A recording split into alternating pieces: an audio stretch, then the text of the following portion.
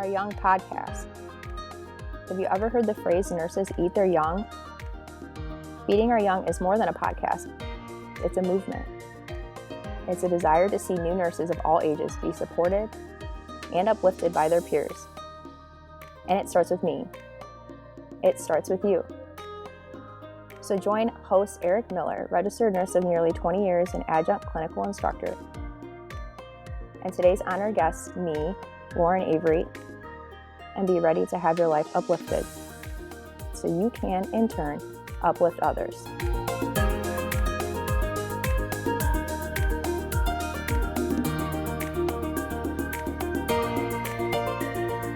Welcome to the Feeding Our Young podcast.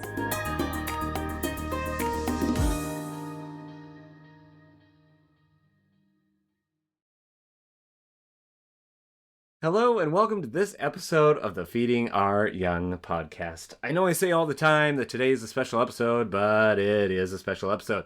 And I can't tell you, I have been looking forward to this one for a while, and then I was crushed because it wasn't happening. And then I was looking forward to it because it was happening, and then we decided it wasn't happening. But here we are, and we are dialed in. And that I am not throwing my honored guest under the bus in any way, shape, or form. She knows that. And we'll talk about maybe why there was a little back and forth there. But let's just jump right into it because we've got some napping children. So, ladies and gentlemen and everyone, this is the one and only Lauren Avery. Lauren, how are you doing today? Hello, I'm good. How are you, Eric?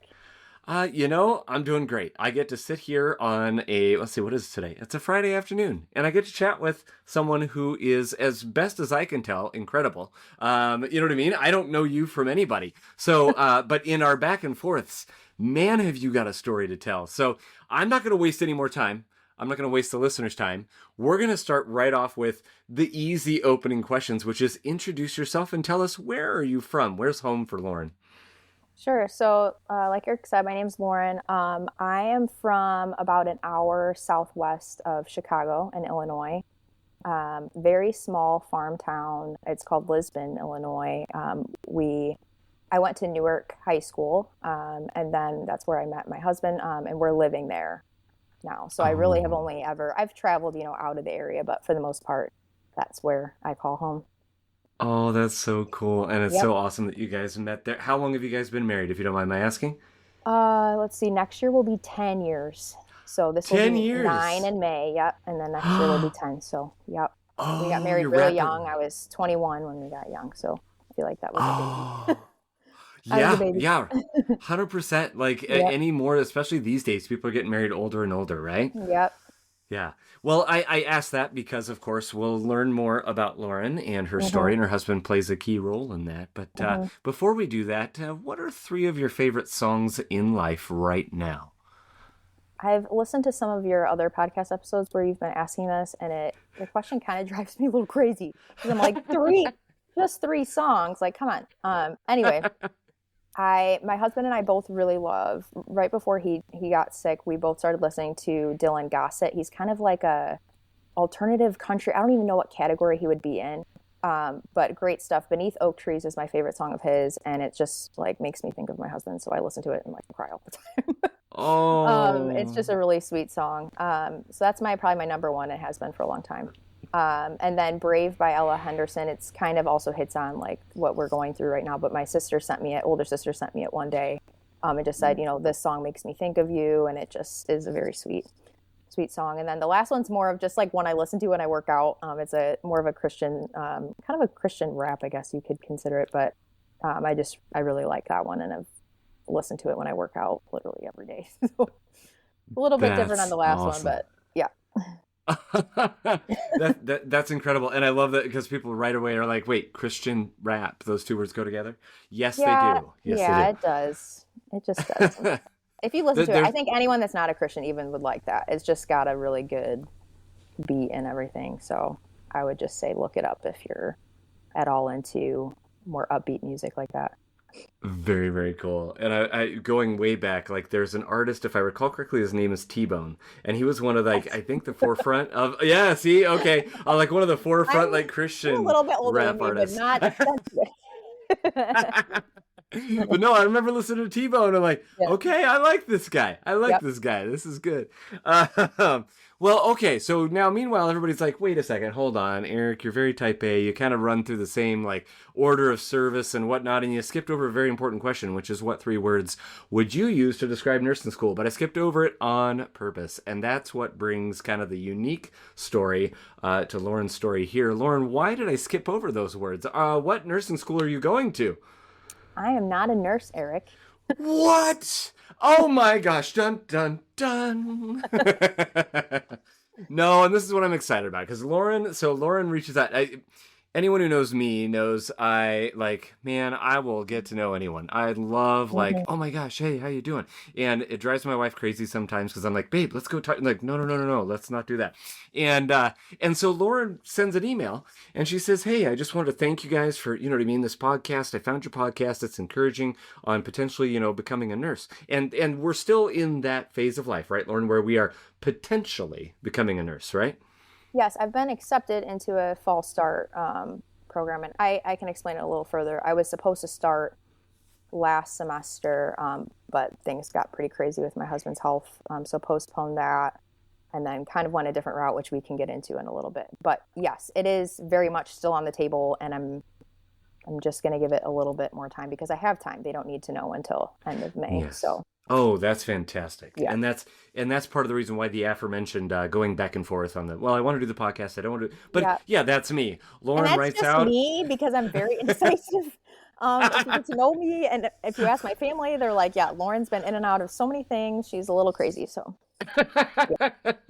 That's okay. We all need a little bit of crazy, that's for sure. Yeah. But that's the reason why it was in and out, because I'm like, anyone who knows me, someone's gonna reach out, and I was like, oh, Lauren, oh my gosh, thank you. Like, I will pass your words of encouragement on it. It was Amy Kathy's episode that you originally were writing about, and I shared that with Amy, and Amy was just like, oh my gosh, like she was so touched by that.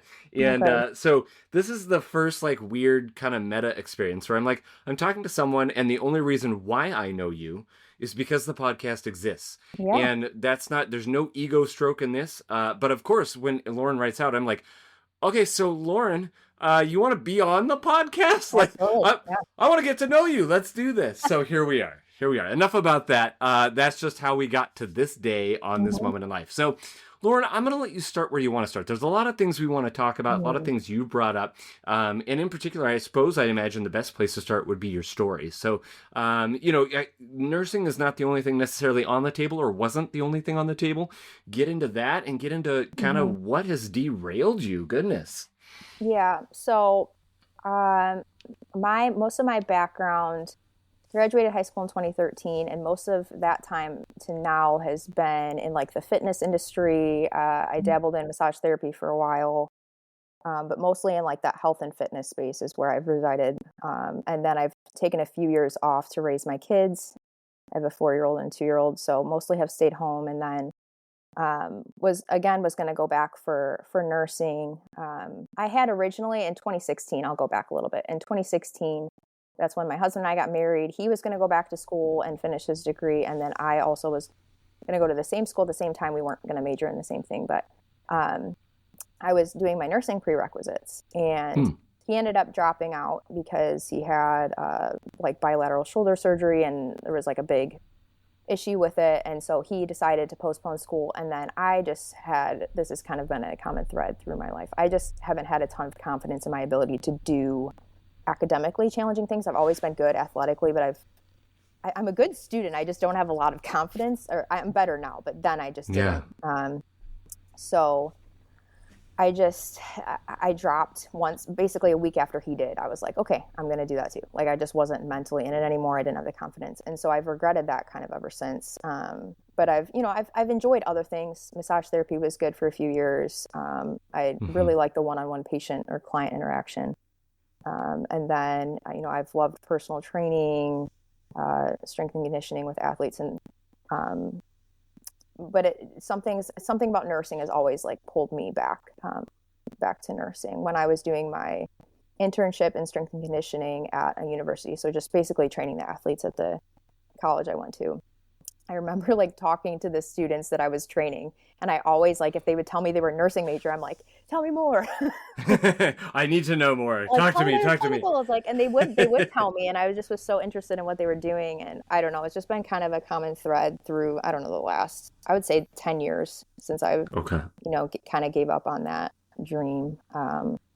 So yeah, that's kind of where I'm at. I'm still a stay-at-home mom. My husband, we can get into that whenever you want. I don't have to explain the Yeah. whole thing, but I'm an open book. So if you are wanting to hear uh, a good chunk of that story, I can get into that as well. Let's hear it because this is yeah. Let's just unpack that for a minute. We'll spend some time in your Okay. world before we get into kind of some of the other specific stuff. Because what I love about what you bring to the table is, first of all, obviously you are the first, not non-nursing student, but you're the first like prospective nursing student Hmm. who's had a dream and that dream has been delayed, you know what I mean? If not outright just interrupted. Yep. And so, what happened there? You keep referring to, before my husband got sick, there, you guys have been dealing with a lot. So Yep. what's going on in your world? Yeah. So my husband, he's a super active guy. We both like he was in the same realm, strength and conditioning, fitness. We both just shared that love for fitness. And he suffered a back injury probably a year and a half ago now.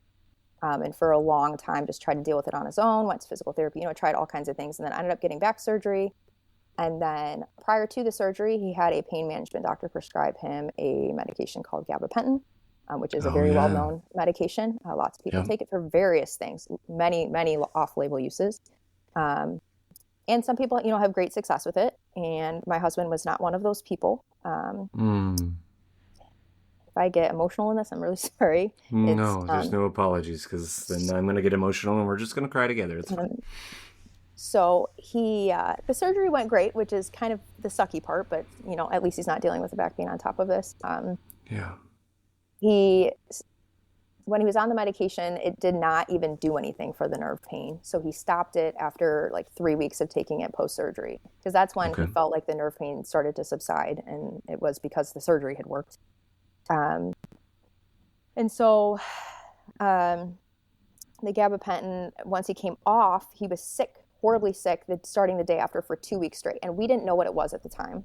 So Mm. we took him to the ER and we're like, what's going on? He had all these crazy like heart symptoms and just like crazy stuff. He seemed like he had something viral. That's what they thought initially. He just had some kind of bug. Yeah. But then as time's going on, we're like, okay, something's going on. So eventually I mentioned like, when did you come off of the gabapentin? Like, does that have anything to do with this? And then he started like freaking out. He's like, oh my gosh, I'm probably having withdrawal, blah, blah, blah. So that at that point we knew, okay, it's probably related to this. And Yeah. so, the next, I don't know, 3 to 6 months are just a rabbit hole of provider after provider after provider, mostly getting gaslit, like you have anxiety. The gabapentin was masking the anxiety because sometimes it's prescribed for that. Oh my Um, goodness. it was pretty horrific. And symptoms are just continuing to get worse. Most of the primary symptoms are horrible insomnia. He spends most nights wide awake and has been that way for 8+ months. Um, Tremors, little to no appetite, no hunger or fullness cues. Those hormones are just like completely non-existent. Those are like the main things. And then the POTS, as we talked about before the episode. So with the heart, every time he stands up, the heart rate is just skyrocketing. Yeah. So those are the primary ones. But yeah, so that's been basically what he's off of the medication. He tried to do a slow taper and then received advice from another provider to try to go faster, and that was not really any better. But we did get him off, and he's been off for like 2.5 months now, but just not seeing any change. Improvement. So he could be like this forever, and I don't know what to do with that. Yeah. We've got 2 young kids. He's 31 years old. Mm. Just a whole life ahead of him. Loved his job. He was a PE teacher and basketball coach, and just everybody loved him in the community. And it's just been absolutely gut wrenching to see him go Yeah. through this. He's, a total shell of himself, and can't, be a father and a husband as he would like to be. So, Mm. yeah, we're not anti-medicine. I'm definitely No, not. He's, a lot more skeptical now than he ever has been. But for I sure. think on any medication, it'll give you a warning. And, there's always those outliers where it can go wrong. Like it doesn't match with your physiology for whatever reason. And it Yeah. just didn't for him. And So yeah. I appreciate you sharing that, and I'm assuming this is, of course, he's okay with this. You guys have discussed this Mhm. prior to coming on and Absolutely. all the things, Yep. yeah.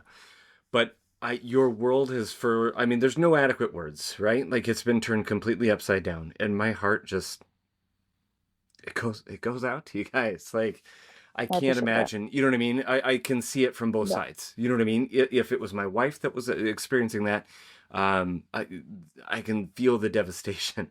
If it were Yep. me that were going through that, I could feel just the complete, you know what I mean, challenge that would present being a father, being a husband, and Mhm. all the things. And so my heart goes out to you both, and I can't express how much no, I'm speechless. I can't. I Yeah. can't. There's nothing to share as far as that goes. I don't. Yeah. How are you guys?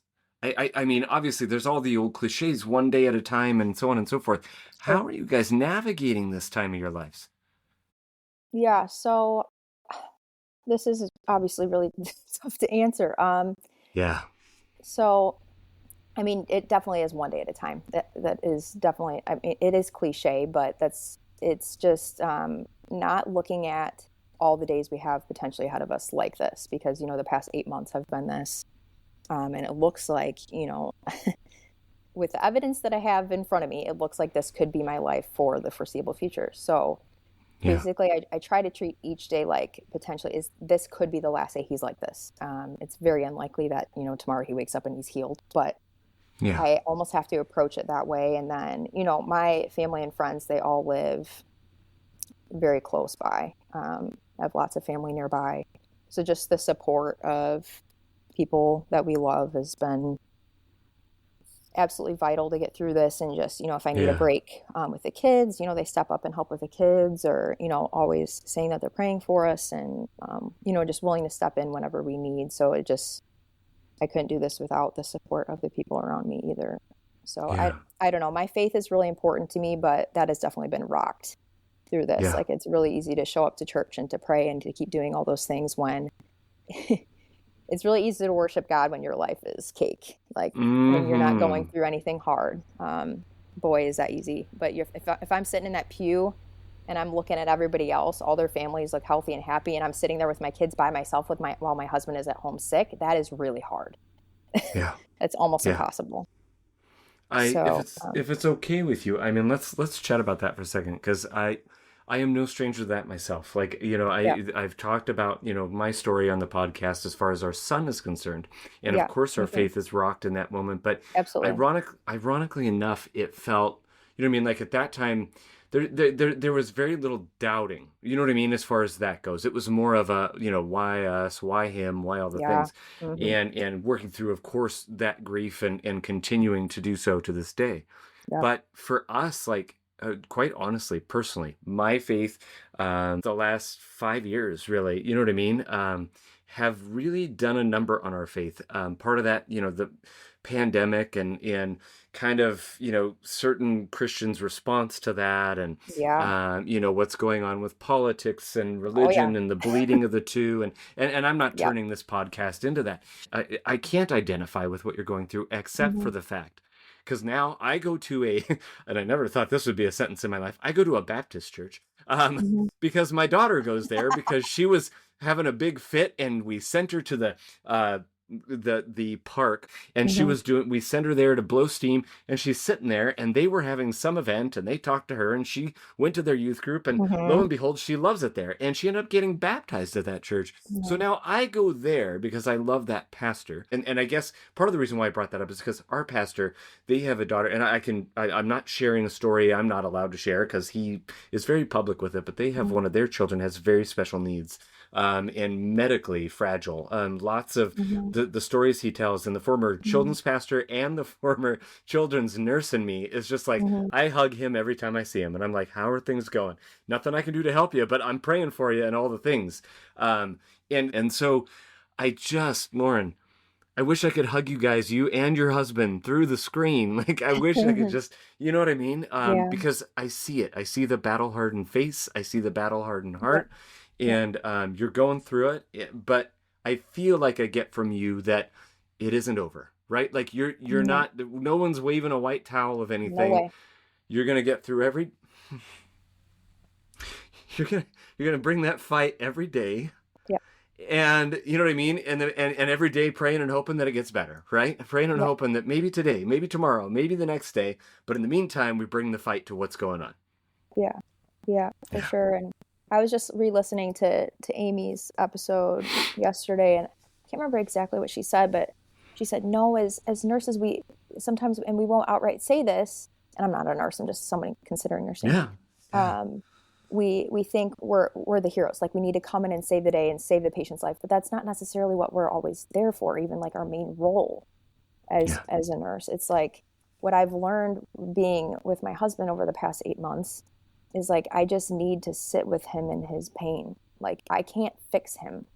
Yeah. There's nothing I can do to fix him, but I can sit with him in his pain and I can hold him and I can be there for him. And that's most likely what your patients need as a nurse. Like, yes, you need the interventions oftentimes, and they need you to do all these tasky things. Mm-hmm. But what they most need is like your soul and your spirit and you to just be with them and be present with them. And I think that's what's pulled me back to nursing, especially in this phase of life, is just I know what it's like to be in the trenches, to be in the thick of suffering, and I just think that I could really show really deep empathy for others that are going through, a similar level of suffering. Or 100%. Because you're living it. You're in it, and you can take that experience and you can go through, and you're like, it's almost like you're going through the hardest part of nursing school right now. Yeah. And you're not in nursing school. You know what I mean? Nursing yeah. school is going to give you the foundation on how to be a nurse and how to do this and how to do that. But it's what we talk about is the intangibles that you can't be taught. And you bring that, whatever your life experience is, you bring that to the table. And for better or for worse, okay, yeah, you know what I mean? Would you rather not have to go through this? For sure, right? But you're going through it.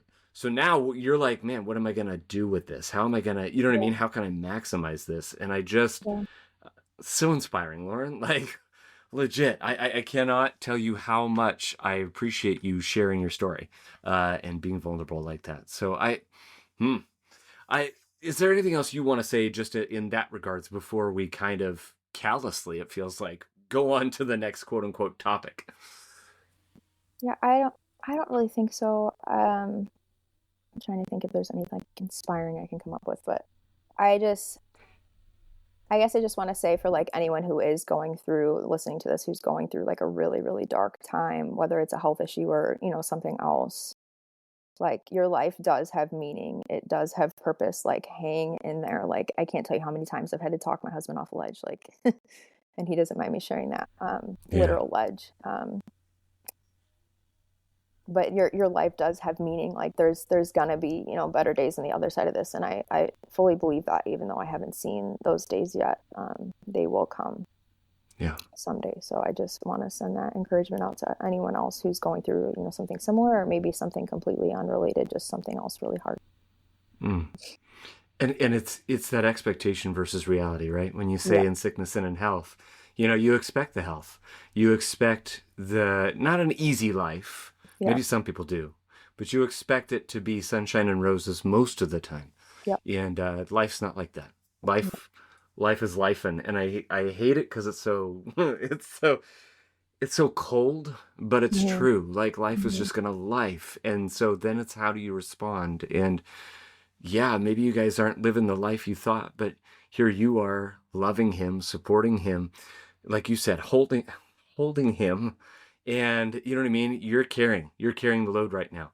And I'll keep praying that there's a day where you don't have to be the one carrying that load and you guys get to do it more together, or, you know what I mean? And whatever that looks like, I don't know.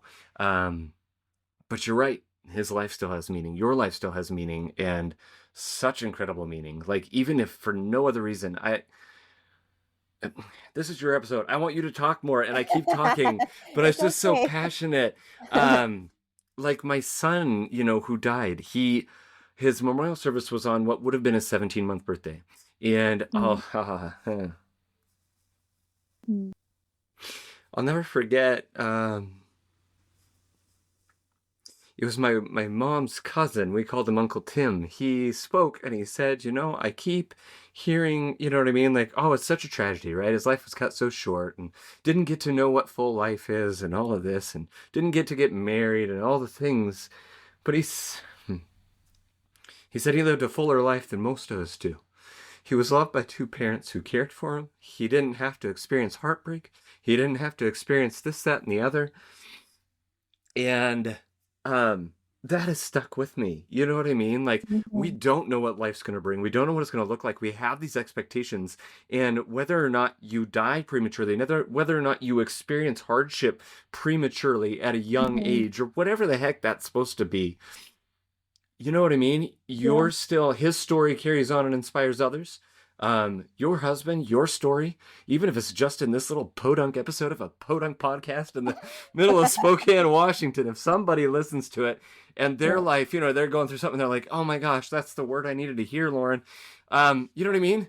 Yeah. You've made an impact on somebody's life. And, wow, we're just going to do a whole episode of this. That's it. Just, crying and talking about other things.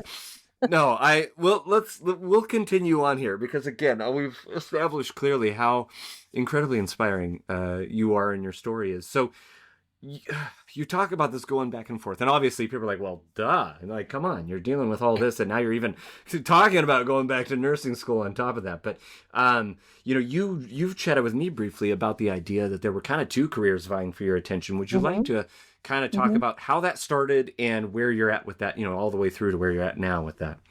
Sure. So I think I mentioned briefly my husband was a PE teacher. He still has the Mm-hmm. job. He's on a year leave right now, and then he has to give him a decision come this May. But he was a PE teacher and a basketball coach, but not traditional PE. It's like fitness based, teaching these kids how to lift weights, how to write their own programs, like how to take care of themselves as an adult. And that I never had that kind of PE in high school. And then once I was exposed to that via my husband, I was like, oh, this would be awesome. I love working with especially that age, the high school age, and just from coaching. And then I found like a 1 year bridge program where I could, get into that. And that I was going to start that a long time ago, prior to him, right before he got sick. Mm. And then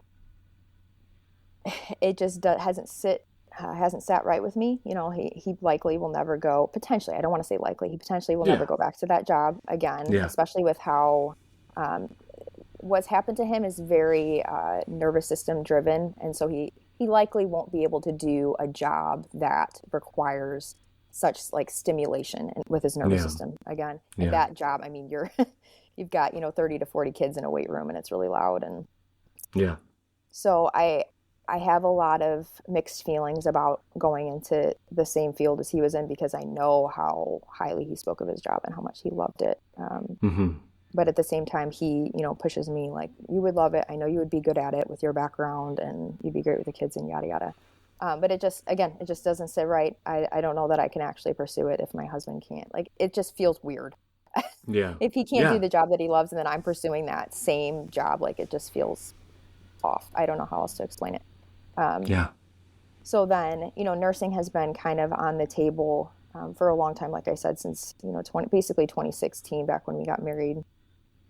And then I've been pretty back and forth with it. Like, it's never fully left my brain. Like, I've always thought about it on and off. I actually considered switching my major to nursing when I was almost done with my exercise science degree back in like Oh. 2020. And I was like, nope, Lauren, you're almost done. Just finish the degree. You can go back for nursing. So I did finish because I was so Yeah. close. I literally had like 2 classes left. So I just finished it.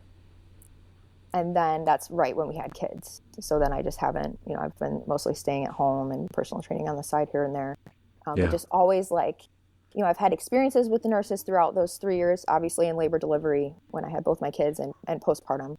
Like, those experiences, I was like, I could totally see myself doing that. So that was really eye-opening to have those experiences. And then my older sister just had a baby. Actually, not just. The baby's almost a year old now somehow. That's still just. Basically just.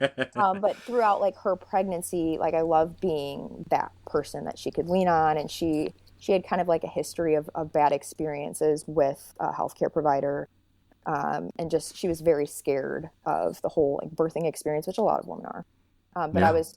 I loved being there for her and supporting her. And she like would call me her doula, even though I definitely don't have any training like that or anything.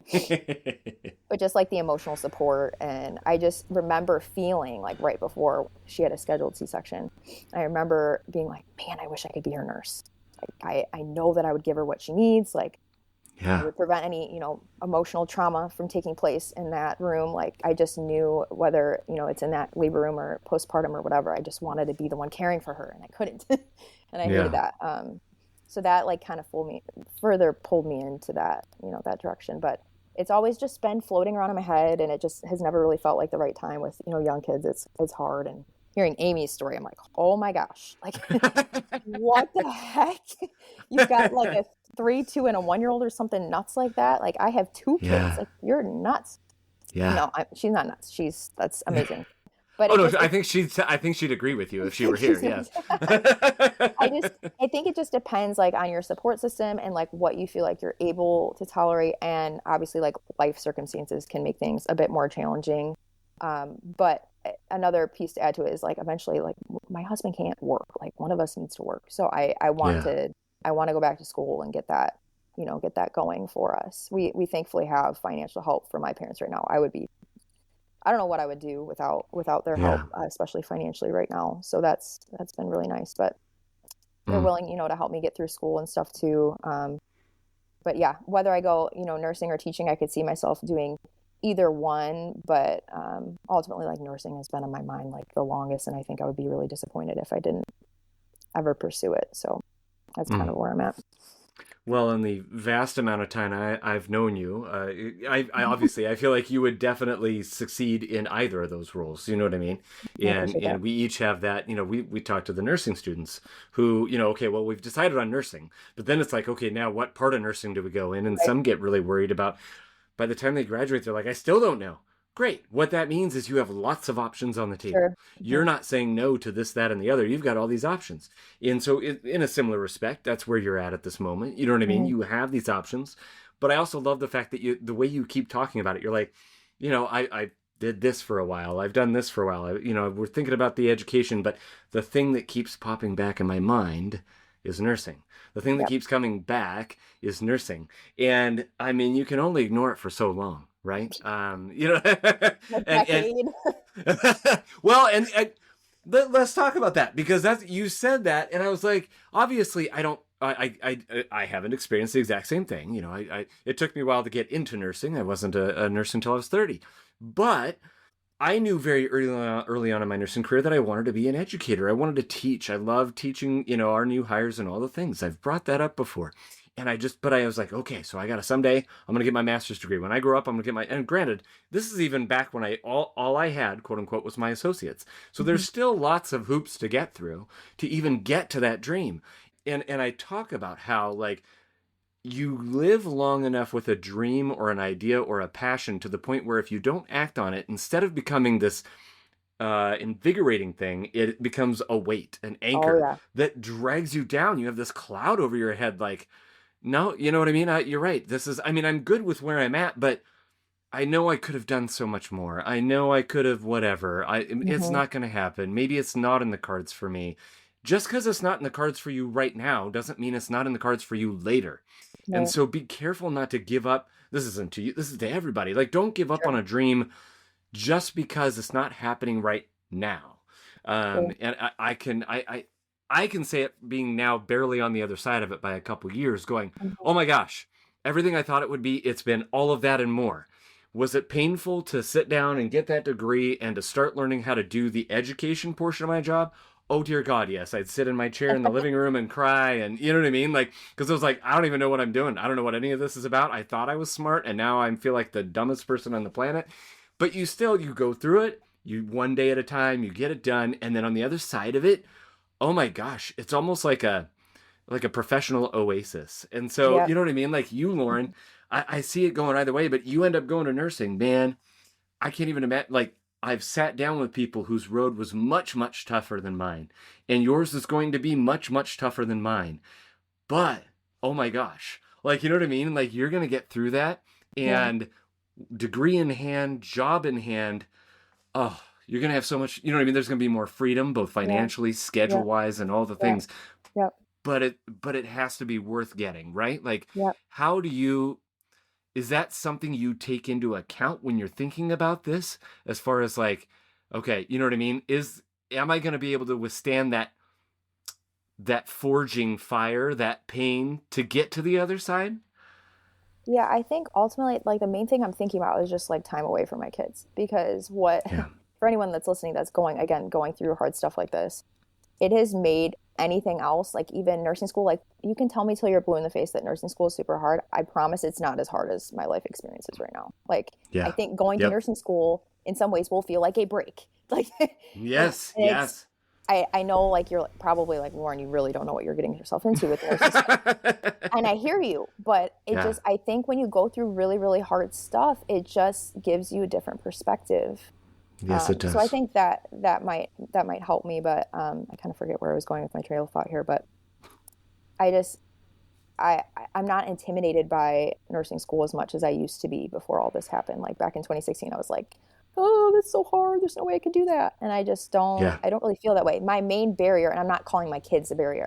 I'm their mom, and that's my most important role. I signed up for that. I chose to have them. They did not choose to come into this world. Like I chose to bring them into the world, and I feel like a very heavy responsibility there, and it's just this divide. Like, do I continue to like let my parents help us financially, and I stay home with them for a little bit longer until they're a little older and maybe in school or whatever, or do I have someone else take care of them while I go to school? And it's not, school, this ADN program that I'm looking at is it's more part-time. It's a 24-month. I've heard other ones that are 18. It's one class at a time. Like, it would be doable. But it would definitely be more time, studying and away from the kids, clinicals, those kinds of things. So it's just like, can I logistically make it work, and will it be, okay for my kids? Because obviously this has been a traumatic time for them, and I don't want to traumatize them anymore. So just mostly thinking about my kids, what my family needs right now. And yeah. And you're right. It's not a barrier. It's about priorities. You know what I mean? And it's not that you're even forsaking them to then go on and pursue this career. You know what I mean? It's not, you're not approaching this from a standpoint of, I want this, I want a career where I'm going to be rich and famous and all these things and all that. You're pursuing a career for the betterment of your kids and your family. Yeah. And so, then the question is, how do you know when to pull the trigger on that? Exactly. Yep. And that, I imagine, is what has led to a lot of the waffling back and forth, right? Yeah. Yeah. And I Amy also mentioned in her episode, which I'm going to just keep, just her episode. If you haven't heard it, like, and your mom, listen to it. Yes. I just think there's never going to be a right time for me. Yep. Like, I just don't know that waiting is going to be that much more beneficial. Like, even if I waited till my youngest is in kindergarten, I don't know that it's going to be that much easier. Like, life just keeps going, and they're going to get busier as they get older. And I don't know. So it's hard to say. And I have the support system. I have the help that I would need to get through nursing school. So logistically, I could make it work. Yeah. I think it's really challenging to know when to pull the trigger. Because, and Amy said too, you've got everybody's opinions, and I have a big family, so everybody has opinions. Lauren, this is what you gotta do. I've got 5 siblings. Siblings and 2 parents, so all the opinions, and everybody's got a different one, and it's like, that makes it even more challenging. I'm always, wanting to hear what they have to say, but yeah. Anyone who just heard you say that is like, oh, we've been there. Yeah. Everybody's got opinions. Someone once told me, and this is another thing I've carried since I was very, very young. Mm-hmm. It's one of those stupid sayings, but opinions are like buttholes. You ever heard that one? Everybody's got one, and most of them stink. That's a pretty big. But no, like, and what you're talking about though too, as far as when to pull the trigger, is now the right time? Am I, with my kids and all the things? that just likens to the time where all of us, I feel like, when, you get married and then you're like, I know I want to have a family. Mm-hmm. And you're also like, okay, but we're not ready to have kids yet. We're not ready. Maybe we'll be ready after we've, whatever, traveled a while. Maybe we'll be ready when we've saved more money. Maybe we'll be ready when we actually have bought a house first. Maybe we'll be ready when da da da da You're da. never going to be ready. That's just it. And so, you know what I mean? And then sometimes, like in our case, we said we had a 5-year plan. We're going to be married 5 years and then Yep. maybe talk about having kids and, Yep. doing all the things. We know how babies are made and all that. Mm-hmm. But, you're like, okay, well, we're going to prevent it. It'll be fine. And da, da, da. And I always joke that God had other plans because in that 5-year plan, not only did we have our first had died within that first 5 years, and we had our second, or my wife was pregnant with our second. Yep. And so the 5-year plan that ended up happening was completely utterly different than what we imagined.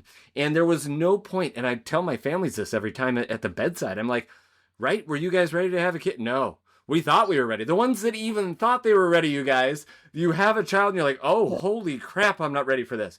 So it's the same thing. I don't want to lessen having children, but you know what I mean, Lauren? Like what you're saying, that's what comes to my mind when you're saying, is now the time to pull the trigger? When is the right time? Right now, what you have is support. And you have, you know what I mean, the love of a family, and you've got this, that, and the other, and you're trying to better your family. And who knows, maybe you start down this road, your husband starts feeling better.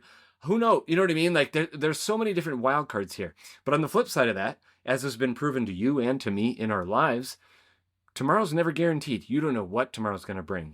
God forbid a tragedy happens and you lose a loved one, or your loved one experiences a hardship, things of that nature. So now all of a sudden support that was there is not there anymore. Or, you know what I mean? Maybe my own health, your own health, you're expecting, oh no, tomorrow will be great. Tomorrow will be great. Tomorrow will be great. Well, guess what? Sometimes tomorrow isn't great.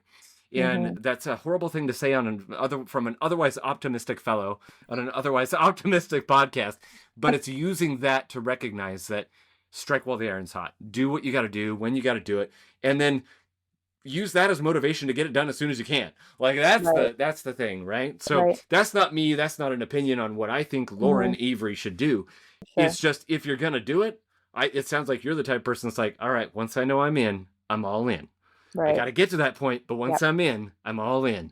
Yep. And so before we close your episode, that has just been, we've talked, you know what I mean? I feel like there's so much more that could be said, and yet there's been so much more said than we originally planned.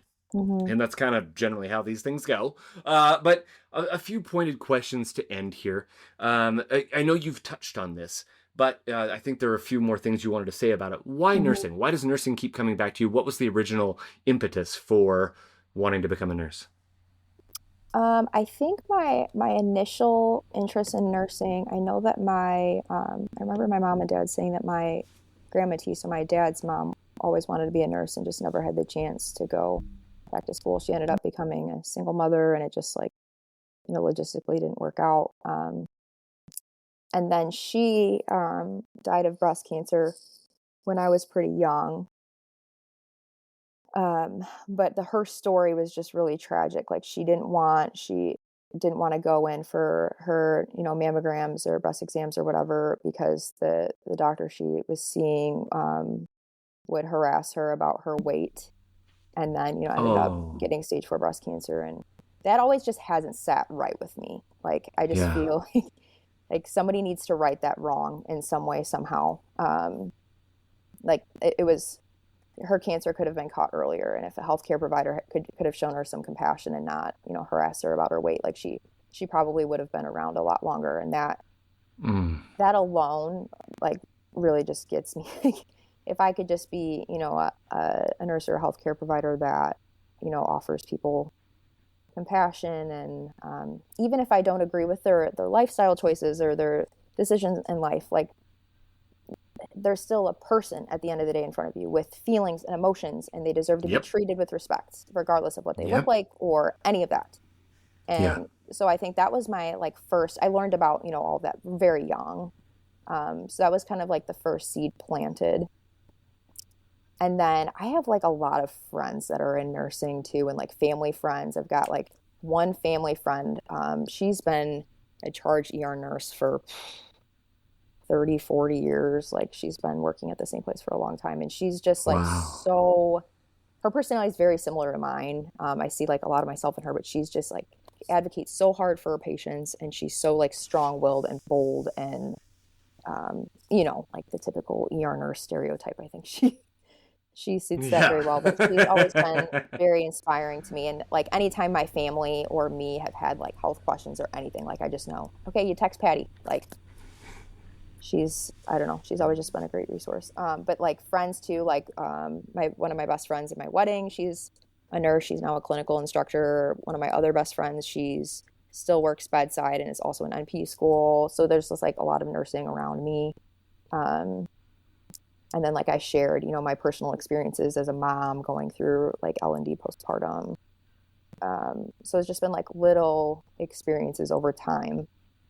Yeah. But that first just introduction with my grandma, I think, is where the initial interest came from. And then just, I've always been fascinated, like nursing isn't just the science and it's not just the skill, like just the combination of the knowledge and the skills that you have to have with the compassion. It's just kind of it's such a unique career with so many different options for flexibility and, could fit my family life very well if I didn't, bedside can work well, you work 312s, you can go part-time or per diem, or you can travel if you really want to, you could work in a school. I mean, you've talked on this podcast to other people who have listed so many other options. And I'm just someone who probably has undiagnosed ADHD. Like I'm fairly certain of that. And I worry if I get into teaching, that's one specific job that you can do with that degree. And if I'm like, I'm getting kind of bored with this, or I'm not challenged, or you're out of luck. Like, okay, you can go to a different school or you can become administration. That's about it. Like, so I think having options is something that's just super attractive to me. And awesome. And on that note, you become a nurse, then down the road, guess what you get to do? You can also teach. That's what I love. Exactly. I'm like, I never wanted to be a full-time teacher. And today I would say the same thing, but I get to teach on top of already taking care of people. Man, that's icing on an already very rich cake. So this is kind of random, but when I was a massage therapist, I got to train the massage therapist that was going to replace me when I left. And I loved that. Like I loved getting to train. So I really could see myself, like if once I became a seasoned nurse, to be able to train like the new grads or that kind of role, or maybe eventually become like a clinical instructor or something like that. I could totally see it. I could totally see it too. Again, having known you for such a long period of time now. And I'm not I know. So with that too, okay, a couple other questions. Who is your hero and why? Oh, this is tough. I mean, right now, I could go through like my immediate family and give you a reason why each of them are, like specifically my parents. My dad owns a very successful sports apparel company that started in my garage when I was a kid, and he's gone through like a lot in life and is just a really strong, inspiring person. And then my mom had a really like rough upbringing in childhood, and she's, stayed home with us 6 kids, and she's just a really selfless, awesome person. But right now, like currently, if I had to pick one, it would be my husband. He shared the statistics with me on people who are going through similar things that he's going through, on like suicide rates. I don't mean to make this dark, but like his chances of even being alive, right? Like the fact that he's alive right now is just incredible. He chooses to show up each day when every day is so dark. You wake up, you don't wake up, you just stay awake all night, and then you live every day like it's I don't know, every day is the same and you're not seeing any improvement. So I just and he's still able to put a smile on his face for the kids, and when he can play with them he tries to, and like he just does his best with what he has. So I would say him for sure. And that's why I wanted to ask that question. And I mean, and like you said, you're not trying to make it dark, but that's the very reality where you're at, right? Like that's when life is so hard and life is so tough. I think of like the great Christopher Reeves, a horse accident and paraplegic. And, I've often in my youth even was like, man, you know what I mean? Like, what if that happened to me? Would I have the fortitude to carry on? It's easy to say, oh, you know what I mean? Life is precious and da da da da. But guess what? Especially if you believe there's something better on the other side. Yep. That's tough. It's tough. It's tough. Yeah. I don't know if that'll make the episode. We're kind of on a tangent based on what you said there, but you know what I mean? Well, welcome to a very special episode of Feeding Our Young. No, but that's just it. It's despite that, he's fighting. I said, you're bringing the fight every day. And right now he's bringing the fight every day. Yep. And I just, I will continue to pray for you guys daily, regardless of what change happens and regardless of whether or not that prayer helps.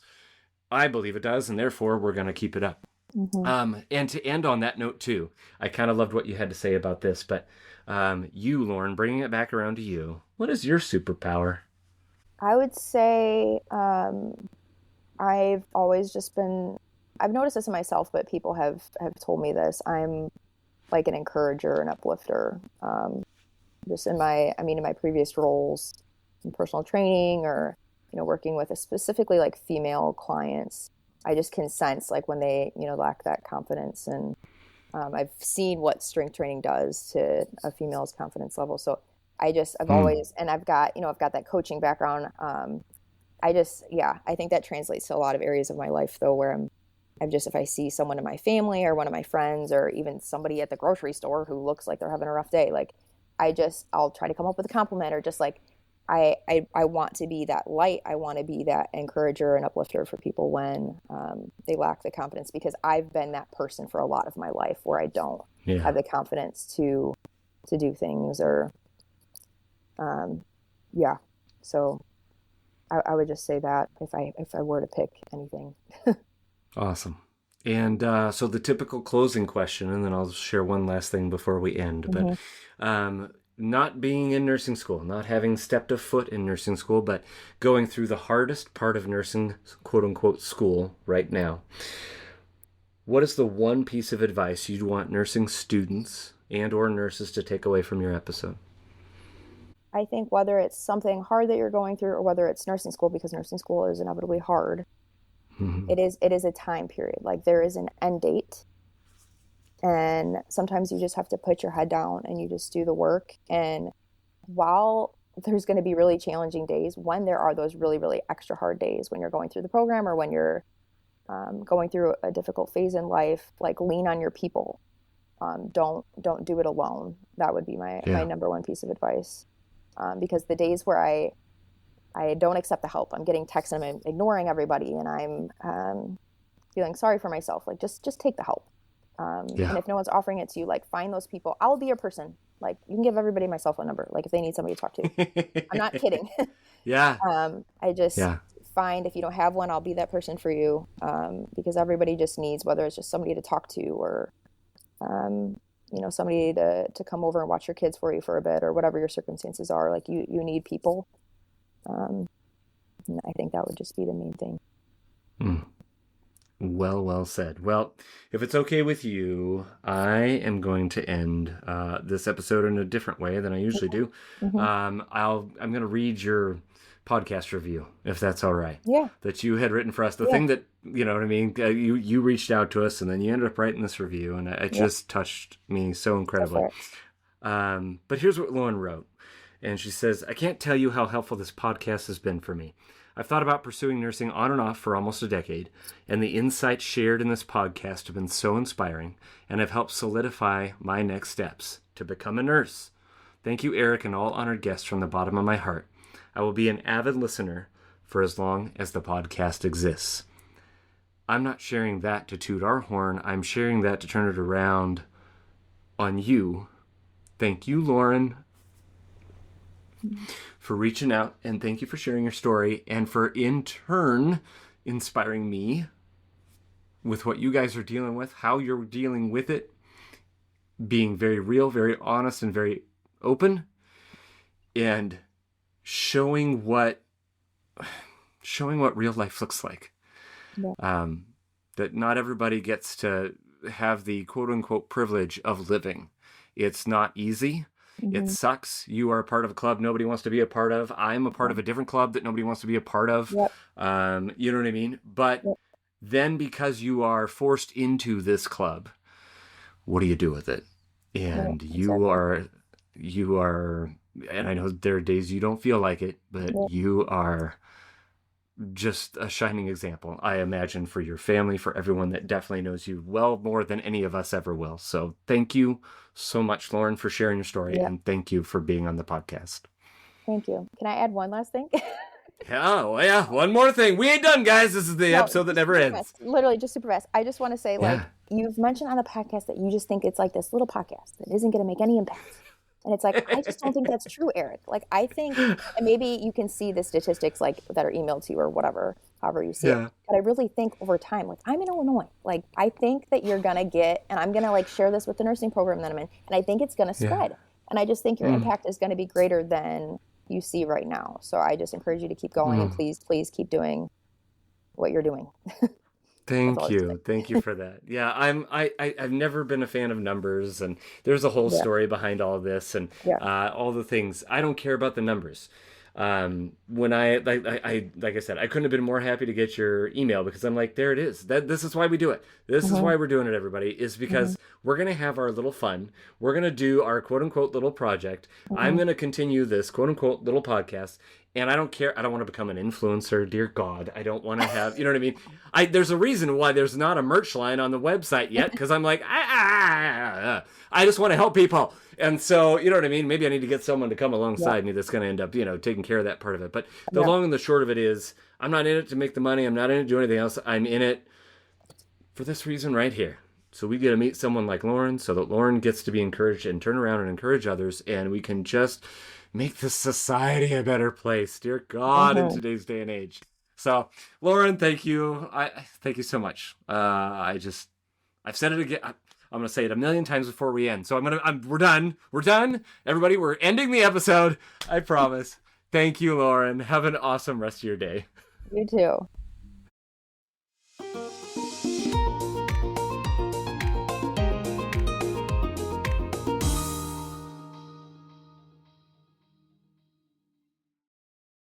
Here's what's happening on the next episode of Feeding Our Young. I all this time said I wasn't going to go back. I wasn't going to do it. There's no way. Nobody can make me.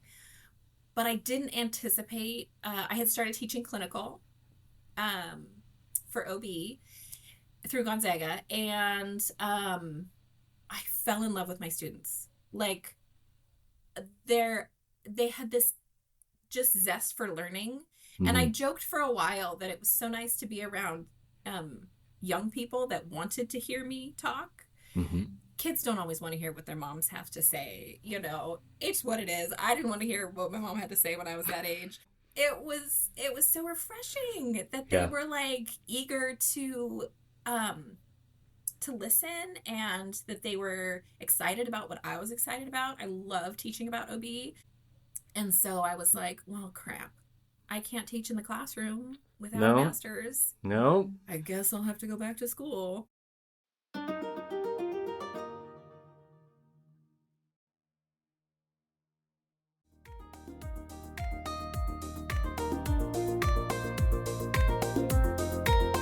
Did you like today's episode of Feeding Our Young?